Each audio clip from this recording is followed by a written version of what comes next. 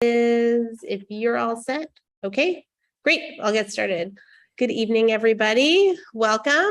This is the July 28th Northampton School Committee special meeting. I'm Mayor Gina Luciera, and I will be presiding this evening. This meeting is being held remotely on Zoom pursuant to the modification of the state's open meeting law for the COVID-19 pandemic. This meeting and all participating on Zoom will be audio and video recorded. I'm going to begin by asking the acting business manager, Susan Wright, who's wearing yet another hat this evening and helping me in Annie's absence, to please call the roll of the school committee. Okay, Member Robbins? I think she's going to be a little bit late. Okay. Member Gazy? Yes, and I'm still confused.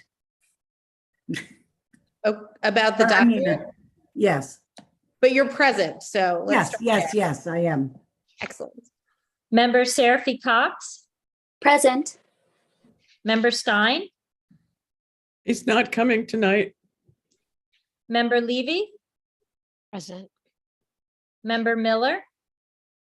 Present. Member Goldman? Present. Member Agna? Present. Member Davis? Present. Hey, Mayor, everyone but Stein and Roberts. Okay, great. So we have a quorum. Thank you so much, Susan. First off, I just want to welcome Dr. Pearson Campbell, who is here tonight for her first school committee meeting with us as interim superintendent. So we are so happy to have you here with us. Welcome, welcome. And so we're having this special meeting this evening to interview the candidate for business manager that was put forward by the screening committee, Roberta Jones, goes by Bobby. And so you all received an email from Dr. Pearson Campbell that talked about the process that brought us to this meeting. And that also, excuse me, included Ms. Jones' cover letter and resume. One thing that I would add to that was that the position was posted in May, and then I asked for it to be reposted again in June. So it was actually up for twice as long. I don't know if Dr. Pearson Campbell or Member Goldman or Susan, if there's anything you'd like to add to that process before we start our interview with Ms. Jones. And Member Gazy, you were looking for the document. So I emailed an updated document. I got the document. I just didn't hear, what do I open it with? So what am I supposed to open it with? Okay, so Member Levy, you were saying it in Google Docs? No, if you open it with Microsoft Word or any other program, that will allow you to take notes in your own version. If you open it as a Google Doc, then we'll all be in the same document and we'll probably be writing on top of each other, which maybe we want to do that. I don't know, but probably better if you just download it. And so instead of okay, so if you, when you open up the email, you see how there's in the body of an email, there's the link, but if you scroll down to the bottom of the email, there's an attachment. Yes. Okay. So when I hover my mouse over the attachment, download. So click the download button. Okay.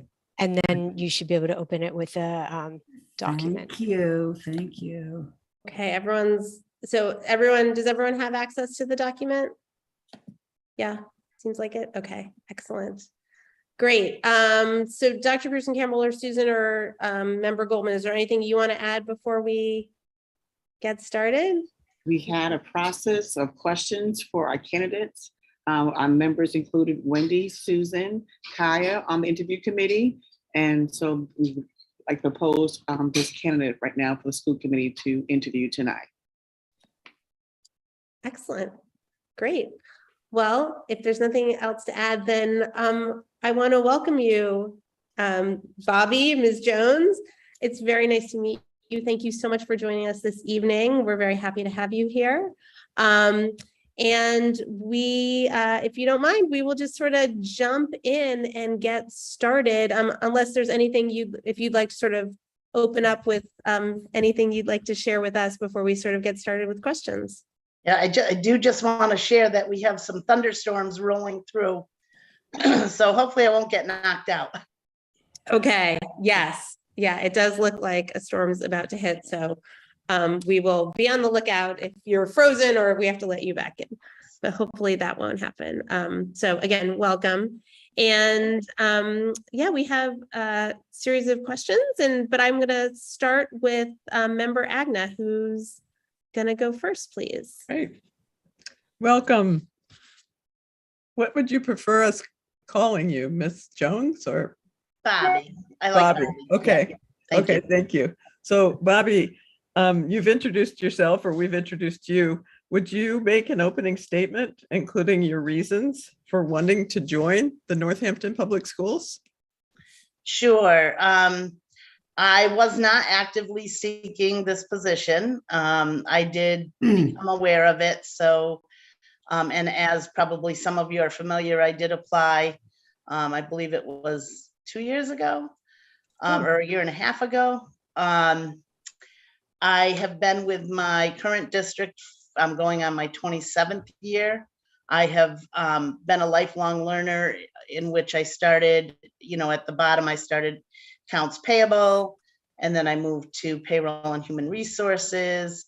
And then I moved to, we also were in a situation where we went out for a business administrator because our business administrator was going to retire, and they could not find anyone. So they went back out again, and they did find someone that they wanted. And that person then backed out. I had just completed my bachelor's degree and had gotten certified as a business administrator. So they asked if I would step in as sort of the assistant, while our current business administrator, she stayed on sort of as a mentor.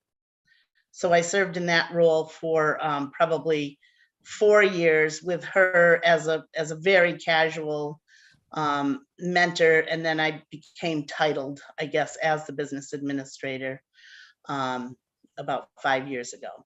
So that's how I became in that job. And again, as I said, with the fact that I've done everything in that school, I'm comfortable. I'm ready for maybe a bit of a challenge, a change. Looking forward to that. Great, thank you very much. Well, thank you. And member Davis, you have the next question. You're muted. Member Davis. Thank you. Welcome, and thanks for being here. So this question is a little bit lengthy. So it starts out with, the school business administrator is responsible for developing and continually monitoring the budget and the financial resources such as school choice, grants, revolving funds, and gift funds throughout the year. Please tell us about your experience in managing multiple budgets and the processes you use to develop budget projections and monitoring spending. I can repeat that or any part of it if you want. Okay, well, I'll give it a shot, and then if I need you to, we can go from there. Okay. I work for a district that has 2 regionals and 3 municipals. So I do actually create 5 budgets. And they're really very different budgets, because for my 2 regionals, I have to do all the revenue projections. I have to show how I'm going to do my assessments to the towns that are included. So there's a very big process just before you start in that.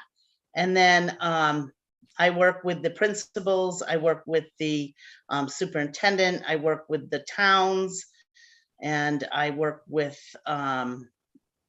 any various stakeholders. And we start setting up the budgets themselves. Our school choice funds, the revolving school choice fund, is used very differently in my districts. So for the 2 regionals, we use that as a revenue offset, which reduces the assessments to our towns. And then for the 3 municipals, what we really would like to do is use those funds as something where we could actually create programming. Unfortunately, that never ends up being the case, as our towns are small and they don't have the revenue streams that they need necessarily either. So we often use it to offset our budget so that we can maintain the positions that we do have and then create hopefully some extra programming as we go. And you mentioned revolving funds, so I also work with circuit breaker in 2 of my schools. I have what's transportation revolving funds that we have. Those are funds that we can keep 1 year's worth of in an account. And that was something that our school committees had to approve. I work with Medicaid. I work with preschool revolving, gift revolving. We have some trust accounts. So I have a lot of various accounts that we have. So one school may have the budget that the town's going to fund, along with use of school choice, along with the use of preschool, along with the use of the trust fund. But they're all 5 of them are very, very varied, yet similar. So now if I didn't answer, if you could, everything that you had asked, if you want to repeat anything, I'm happy to go from there. I think that you got everything. Did anybody else catch any pieces? I think that you covered everything. Thank you. And just as a FYI, Bobby, I'm putting the questions in the chat for you so that you can Okay. see them in addition to hear them. Oh, they did that the last time. That was very helpful. Member Robbins isn't here, so I'll ask the next question, which is, part of this role is to coordinate, study, and develop reports that can help inform the direction of the district. Can you give an example of a complex report you prepared and how you helped ensure it was understood by stakeholders?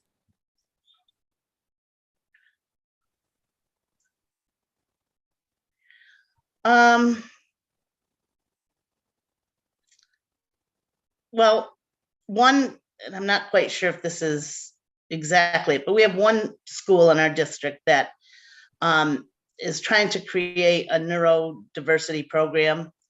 It's something, as most people will be familiar with, if you have an out-of-district placement that costs the school obviously lots and lots of money, not only in the tuition, but in the transportation piece.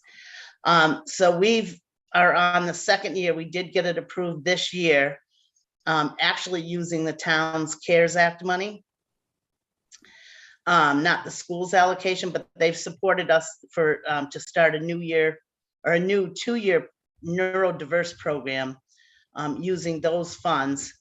But it was rolled out really slow. We had to go through and explain what was going to happen, where the savings were going to eventually come that would make this program worth it, how it would help our students, how it could potentially help our other schools within the district, which we are different from you. You're one united, so you can go within your individual schools, but we're 5 separate. So we probably would have to charge them a small tuition or something, but it would be at a greatly reduced price. The reports are just basically you gather your data and you just show on my end, it would be the numbers to support that data and what that would look like into the future. And then at a later date, hopefully that you're going to show exactly how it resulted, what the result was it worth it? Did we save the actual dollars? And I think, so in that, that's the stakeholders would be in this particular instance is our school committee, the principal, the teachers, the students, of course, the town select board, the town administrator. So it was a lot of work to get them to understand the program because they're not educators. So there was a lot of work to put into that. Thank you. Next up is Member Gazy. Thank you. Please talk about how you collaborate with the SPED director and other programmatic leaders in curriculum and early childhood to ensure accurate and timely budgeting, grant fund drawdowns, and reimbursement processes. Please include your experiences with ESSER grants, circuit breaker, and Medicaid reimbursements. So I work very closely with our SPED director. She's just 2 offices down from me, in order to make sure that she is applying for everything that we need her to apply for in the way of circuit breaker and school choice, making sure she's getting all the kiddos and claiming everything that is coming to or should be coming to the school as a result of those 2 programs.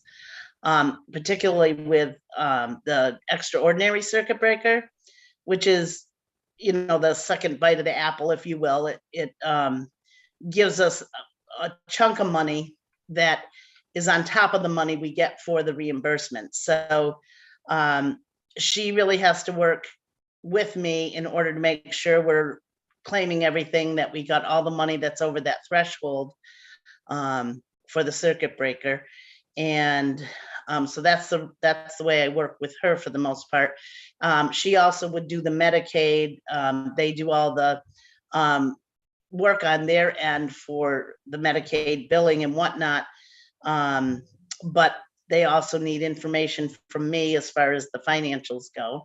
So I do supply that. Again, it's vastly different between my 5 schools. 2 of the regionals, I have the information right at my hand, right at my fingertips. Whereas the 3 municipal schools, I have to work with the towns to get their information so that we can put those claims in. Additionally, we talked a little bit about this in the last interview. We don't have, the 2 regional schools get direct use of that Medicaid funding, but our 3 municipals, they don't get the money directly. And some, like one of my towns does share it, but the other towns just keep it as a revenue source for themselves.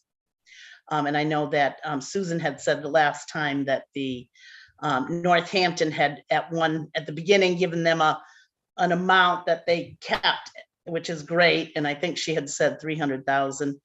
And you're not seeing that amount anymore. So that's a wonderful thing. And then early childhood, our early childhood actually is our SPED director. So I work with her in that same manner. We work to see what the revenues are coming in for the preschool program and what we can do to make any changes. And at the same time, trying to keep the tuitions low enough for our families so that we can get those kiddos in and get them started with the early education. Grant budgeting, grant fund drawdowns, I do that on a monthly basis. On my school, I do it again for actually 5 plus. We do work for Worthington, so I do 6. And that's what I was working on all day today. So I do that. And then I also do monthly monitoring of the grants in the preschool, preschool, school choice, all the revolving funds. So I do that. I have experience with grants, the ESSER grants, way more than we probably ever would have without COVID. We've had ESSER 1, ESSER 2, ESSER 3. We've had COVID relief funds. I've also worked with the town on their end of it, separate from what the school gets, they have CARES Act money that they also shared with us because we had written in and said we could use this. So we got actually some additional funds by working with the towns on that. We got remote learning technology grants. We got summer grants, they were called ASOS, and then SOA. And then, of course, I work with a variety of the normal grants that are given. And that's like Title I, Title II, Title IV, Title III, we go with the collaborative. Then there's SPED, there's the 94-142, early ed. So there's a lot of grants and I'm very familiar with those. And I think I said Medicaid, and so I believe I got everything. I think you did. I'm impressed. Thank you. Member Seraphy Cox has the next question. Thank you. Hi, Bobby. I was on the committee when you interviewed before. It's good to see you again. So my question is, how do you see your role in working with the school committee? And in particular, how do you approach onboarding new members, providing support during the budget season, and responding to questions from multiple school committee members seeking information throughout the year? I work really closely with all my school committees. I have 5 of them. We have Worthington, which is a town that we just assist with. They actually have a sitting board member on our Hampshire Regional School District because they tuition the kids in there, but they don't have a vote. So I don't do much with their school committee other than that interaction. But my other 5 school committees, I go to their meetings, and it's a lot. So it's at least 5 meetings a month that I've had to attend. And I'm there for questions. I provide reports on a quarterly basis for the operating budget. I provide anything that they want. If I don't have it at my fingertips, then I bring it to them the next meeting. I'm open to them calling, emailing, texting, whatever that they need to do. I'm open to them and asking for any information. I like to make sure that I'm out there as transparent as can be. I'm happy to help. I'm happy to work up any scenarios that someone might help. And as far as like new members go, I have done some trainings with new members and even a refresher course for older, school committee members that weren't familiar with the budgeting process, particularly with the 2 regional schools, because that is a little bit more complicated. But I do work with them not only during budget season, but all year round. I'm often asked to, do a certain report showing this, or a lot of things that they often want to see maybe are, what are we spending on special education, or what are we spending on utilities? And, they're always looking for ways that they can be effective and again, get the programming that they want to see happening within the schools. Okay, thank you. Okay, Member Stein isn't here, so I will ask this question. Please tell us how you support principals and their staff in developing and managing their budgets. Include information on how you help problem solve around budget issues, please.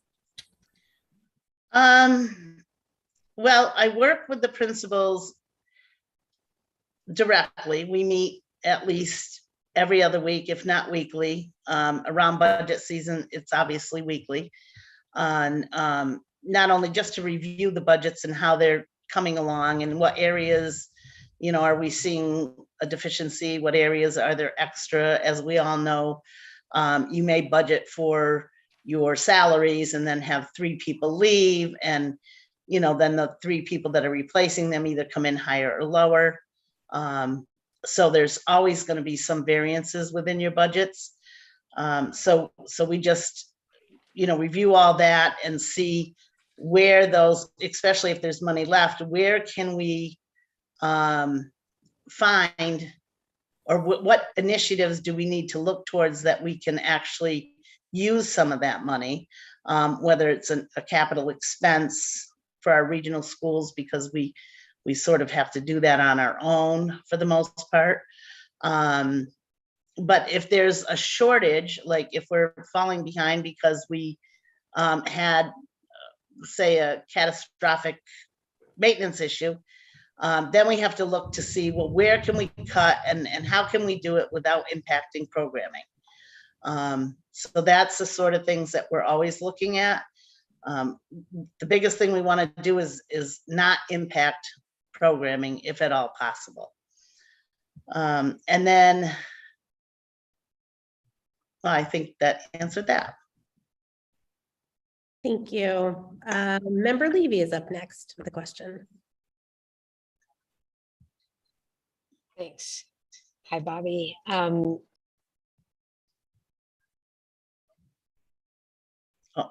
actually do know how to use my mute button and my unmute button. All right, sorry about that. I wonder if you can talk about what you see as the role diversity, equity, inclusion, and anti-racism play in the business administrator position. And then part two of the question, what areas would you want to develop in order to bring that lens to this role? That's an interesting question. My role would be to support the schools, the administrators, our school councils, even in what they're trying to work on, particularly in our schools, in our district. We don't have much diversity.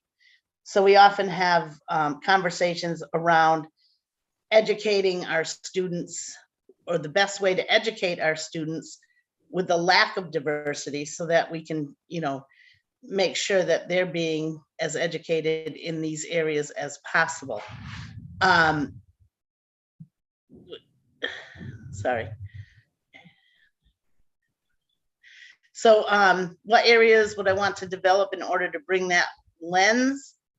I guess is just to support those that are around me, and to try to find the monies to seek or work with the grants writer to seek any areas that we can either get professional development or different curriculum, anything in those areas that would help bring about the awareness to this. And then not only that, but to, model inclusivity and just be that person who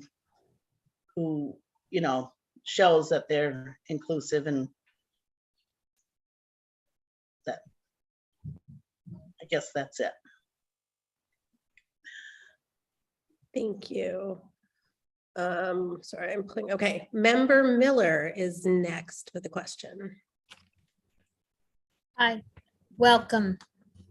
My question is that the school business administrator is the district's chief of operations and finance. Please describe your experience managing and supervising school, maintenance, food service, and transportation.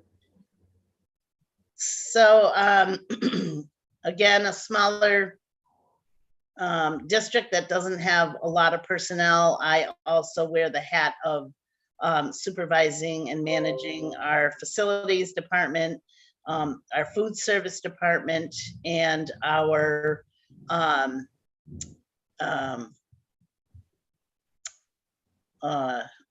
transportation. I'm trying to think of the other one. So food service, cafeteria, and transportation. So I do all that.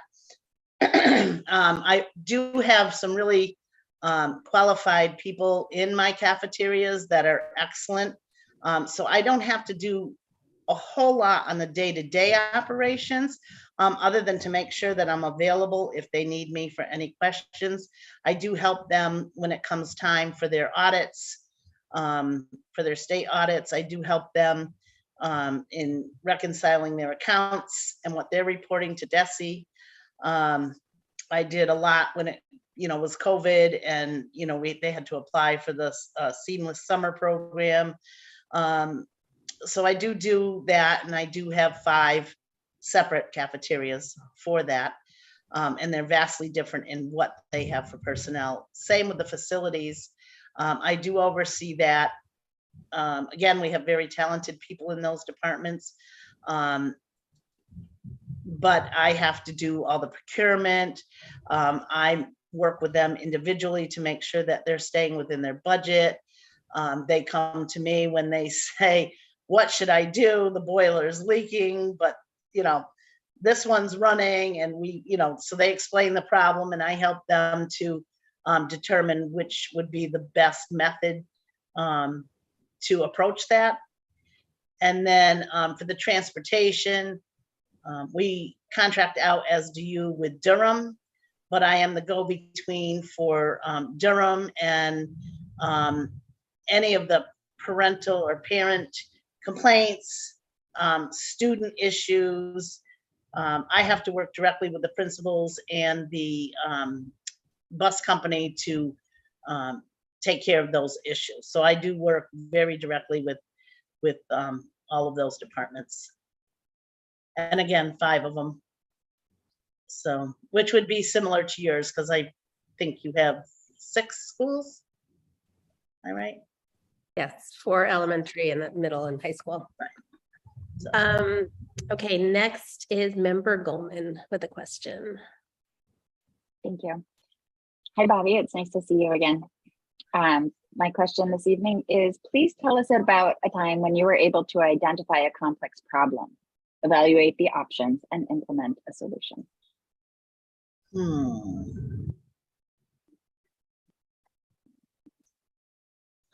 Complex problem.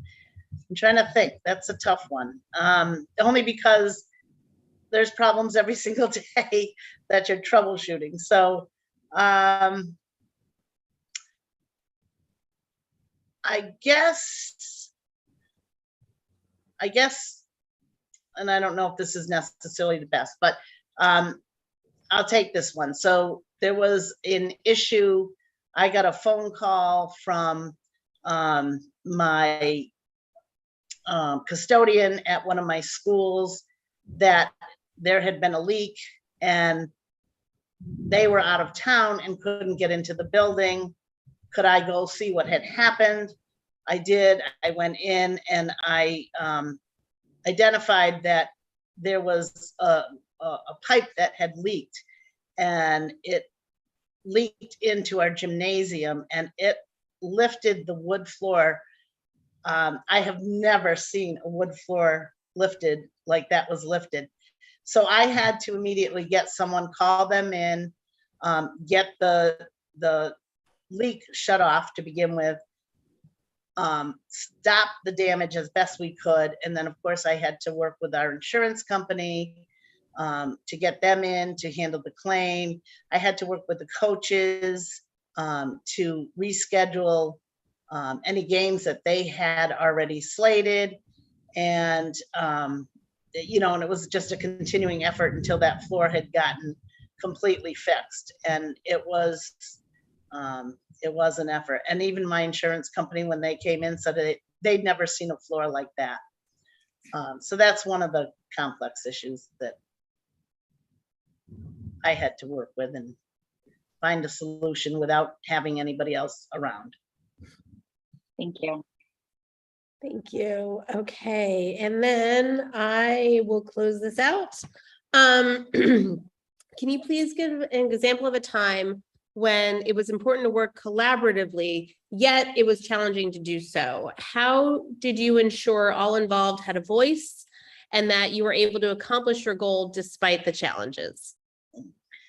Well, right, what comes to my mind is during COVID. I mean, COVID, I can remember being told that the school was going to be shut down on a Friday, and we assumed it was going to be for a week. Scrambling to make sure that people had what they needed to bring home, and then finding out that we were going to be closed for probably much longer than that, and then arranging with my IT department, making sure again that everybody had what they needed from home, scanners, printers, you know, anything like that. And then in the meantime, working with everybody who was working individually from homes all over the place. There were a lot of Zoom meetings, and I'm sure I don't know if you experienced it during that time, but Zoom bombings, there was just getting used to the Zoom itself for people to not be talking over one another. There was constant phone calls, constant texts. You're on duty basically just about 18 hours of every day for at least a year. It was a lot of work, and it was very challenging. And it's very difficult to make sure we did keep each other. At that very same time, we were without a superintendent. So our school committee had named the principals each principal of the school as interim superintendent, and then I was the interim superintendent of central office.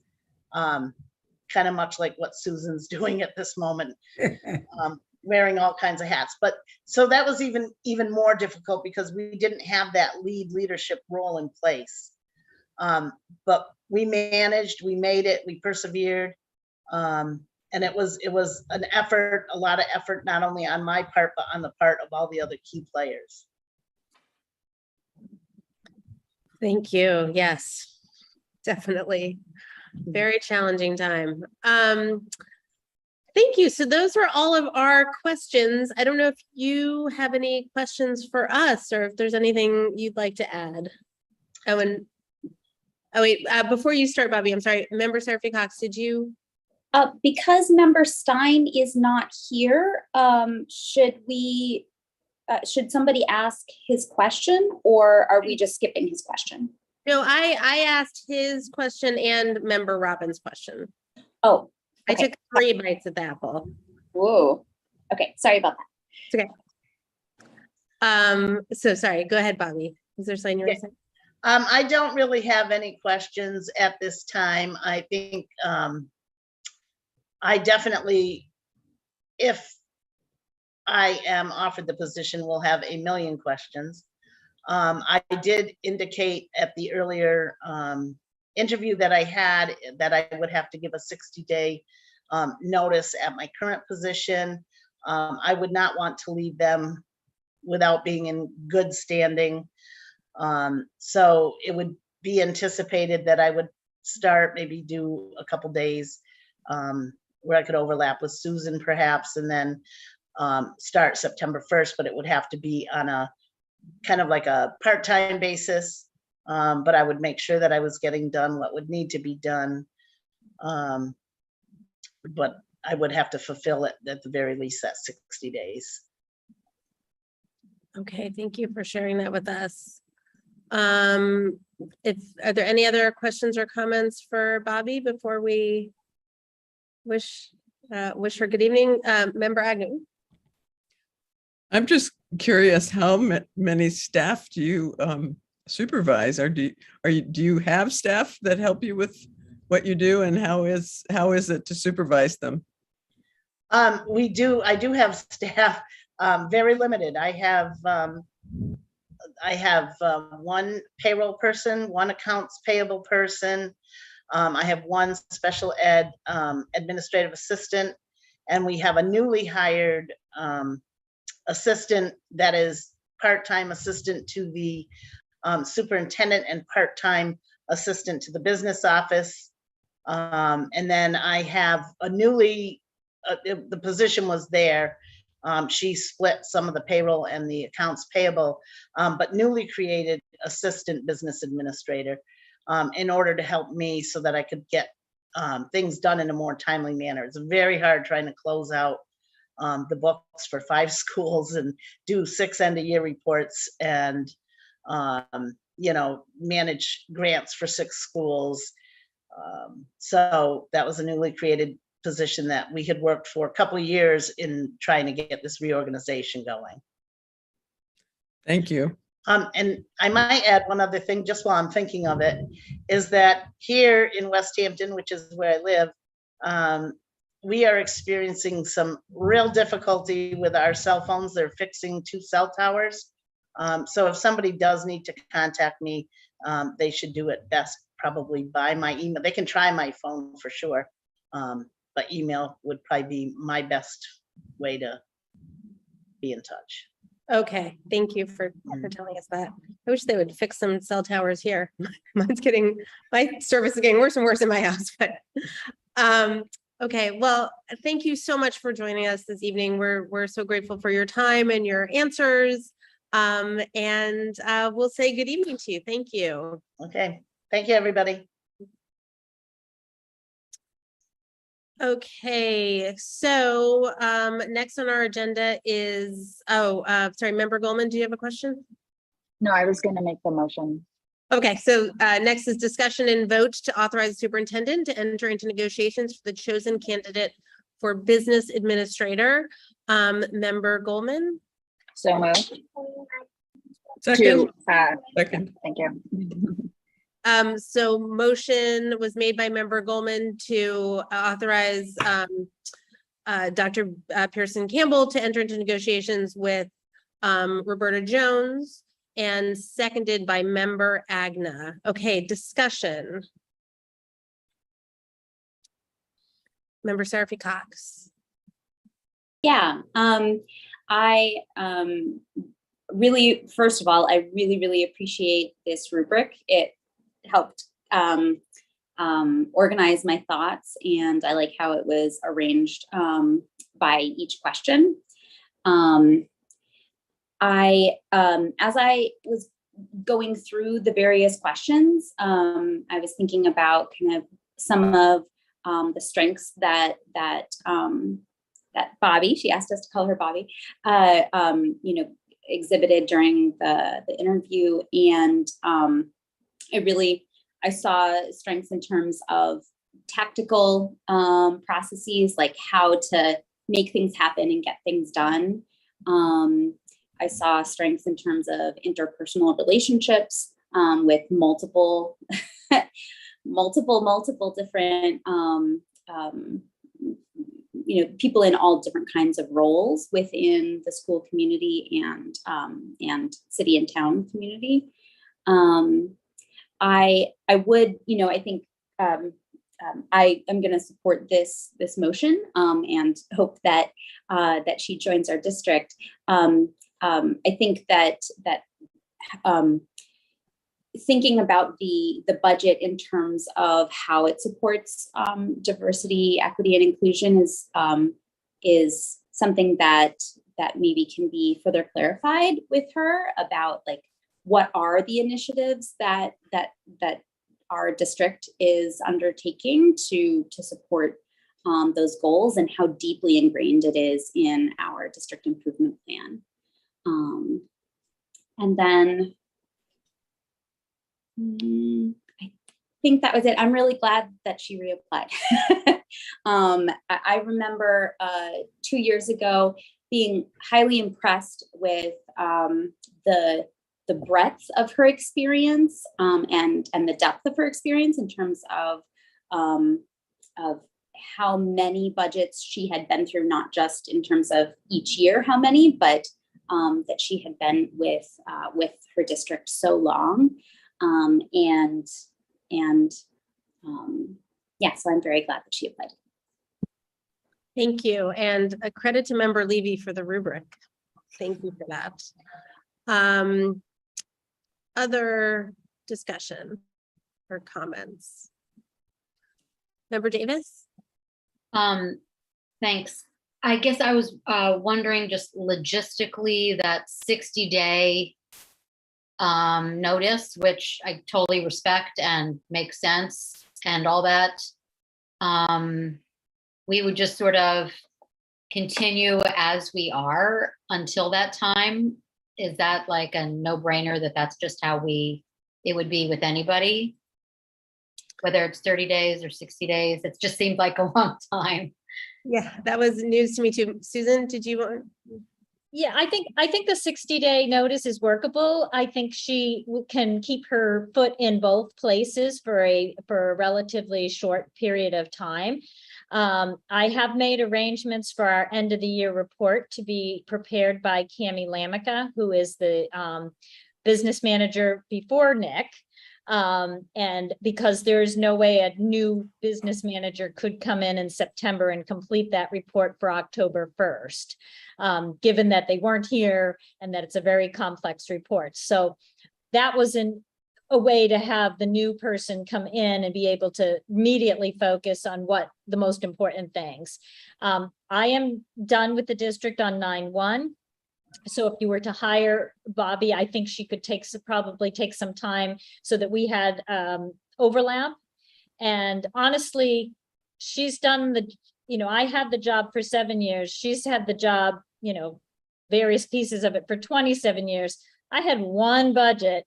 She's got 5. I don't think she's going to need a lot of hand holding. So I honestly think she's going to be able to come in, even if she's only in there part-time during, August and September, she's going to be up to speed by October, when you're going to need to start talking about next year's budget. So I think it's entirely workable. And I just think it's says a lot that she doesn't want to leave her previous district without enough notice. And I think that just says something about her character too. Thanks. Thank you. Member Gazy? I was very impressed at how she keeps all those balls in the air. I mean, we've got 5 schools, they've got 5 schools, but that's 5 school committees and 5 of this and towns and this and that. So I think the breadth of her experience is very good. And, in my rubric, she got high scores all the way through, except for the diversity question, but she's in a district that has no diversity. So it's something that she hasn't got a lot of experience with, I think, thinking about how to answer questions. So I was totally impressed. I think she's an asset. Thank you.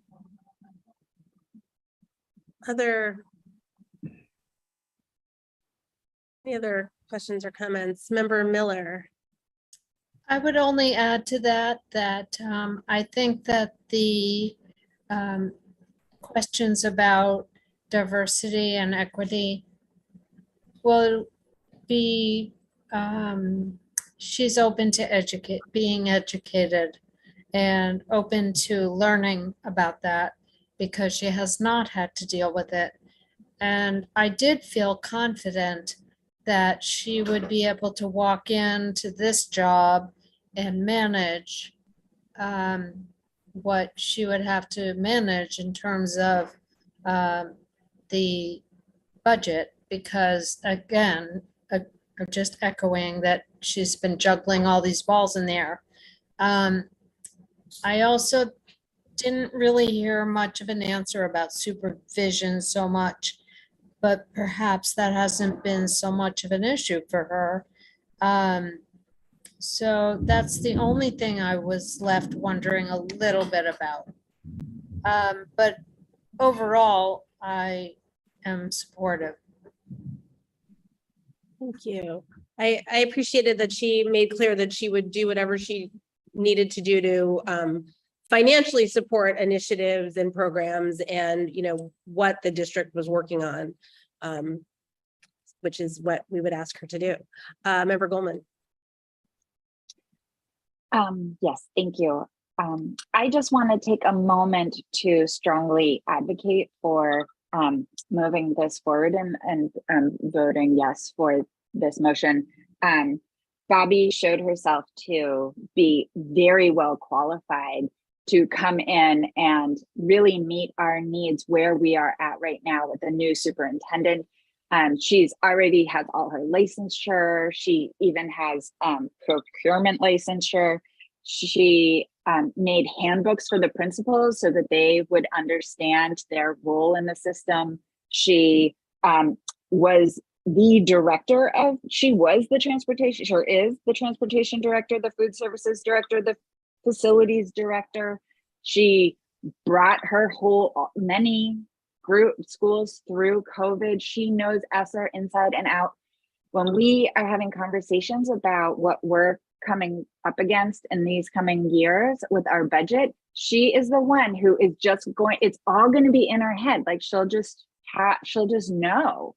And she understands the needs of the different departments. And so she knows what she needs, how to talk to them and build those relationships. And I just think that even regardless of how exceptional she was compared to the other candidates, I just think that she is very well suited to take on our district, which has its quirkiness, and having someone who just knows the whole thing so well is important. Something that didn't maybe come across as well in her interview tonight was her commitment to transparency, like really providing the information, making sure it's available, She spoke about that quite a bit before, and I really appreciated what felt like really a team player with a lot of integrity. And I also just want to point out that she was the only candidate where everyone on the screening committee was like, absolutely.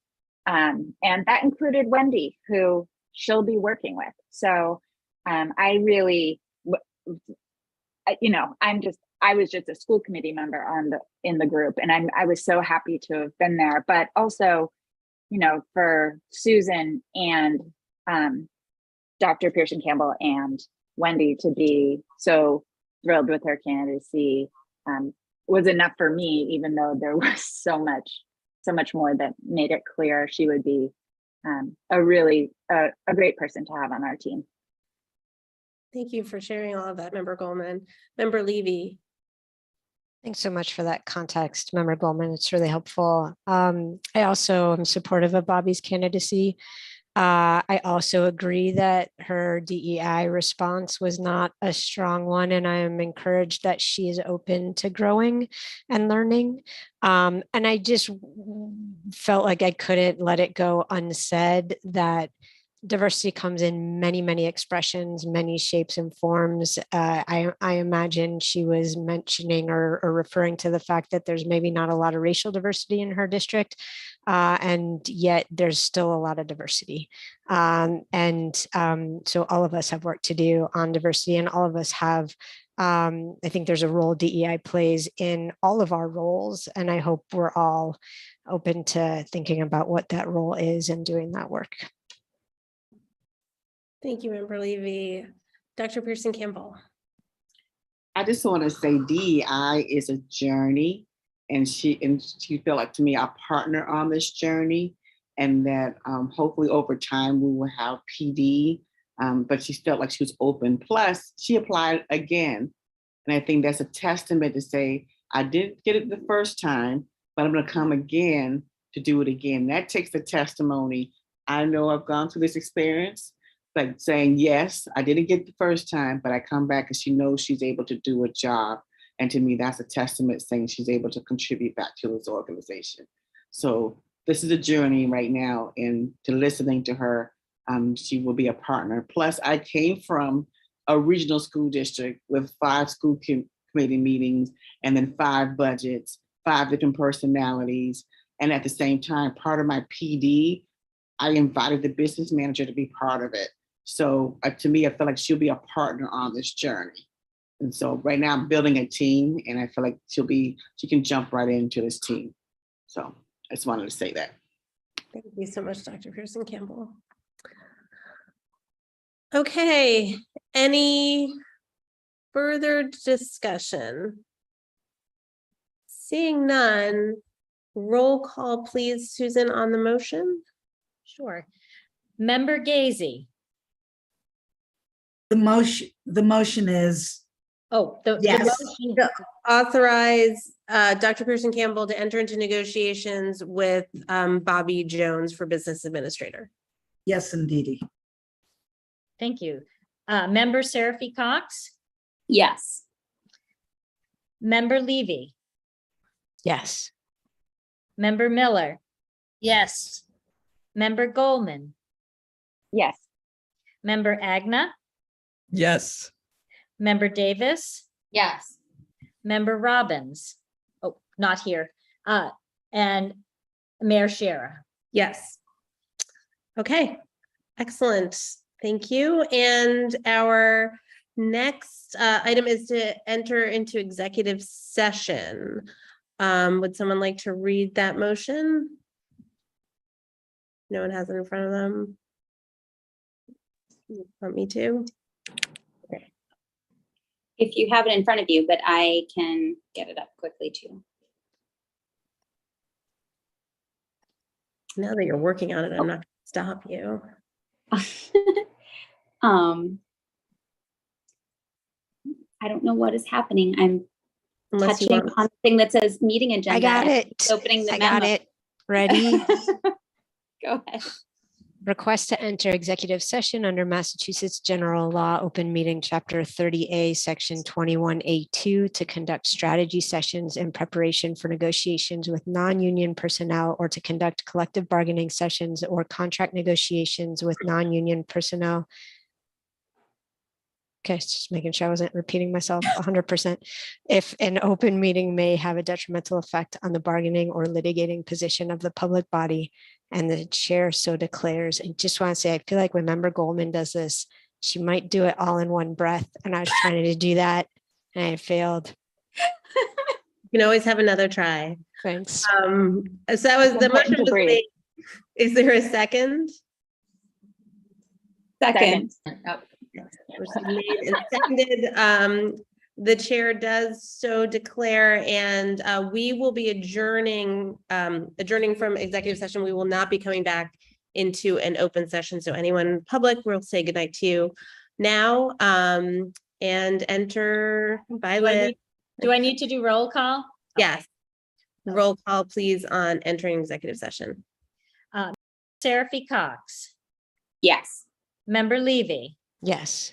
Member Miller, Yes. Member Goldman. Yes. Member Agna, Yes. Member Davis, yes. Mayor Shara, Yes. and Member Gazy. Yes.